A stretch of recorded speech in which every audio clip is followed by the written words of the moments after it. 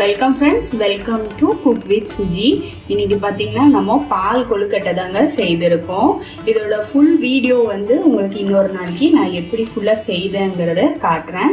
இன்றைக்கி நம்ம சிம்பிளாக சொல்லிடுறேங்க.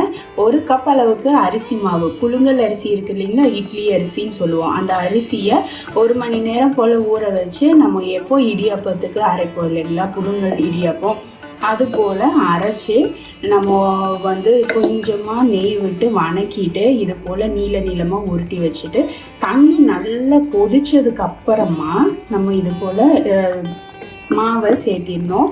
சேர்த்திட்டு ஒரு 10-15 நிமிஷம் விட்டோம்னு வச்சுக்கோங்களேன், நல்லா குக்காகி இந்த தண்ணி எல்லாம் பாருங்கள் நல்லா இது போல் வழுவழுவழுன்னு வந்துடும். இதில் நான் சர்க்கரையும் சேர்த்திட்டேன். இப்போ இதில் கடைசியாக பார்த்தீங்கன்னா தேங்காய் பால் சேர்க்குறேங்க. கூடவே ஏலக்காய் தூளும் சேர்த்து தான் அரைச்சிருக்கேன்.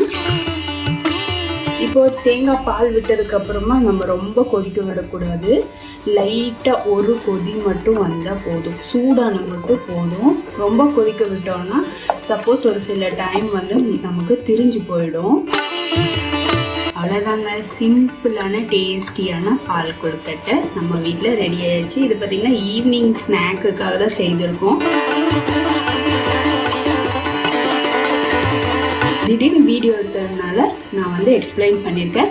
இன்னொரு நாள் மேக்கிங் வீடியோ, ஃபுல் வீடியோ டீடைல்ஸோடு உங்களுக்கு தரேங்க. இப்போ நம்ம ஃப்ளேமை ஆஃப் பண்ணிடலாம். அவ்வளோதாங்க.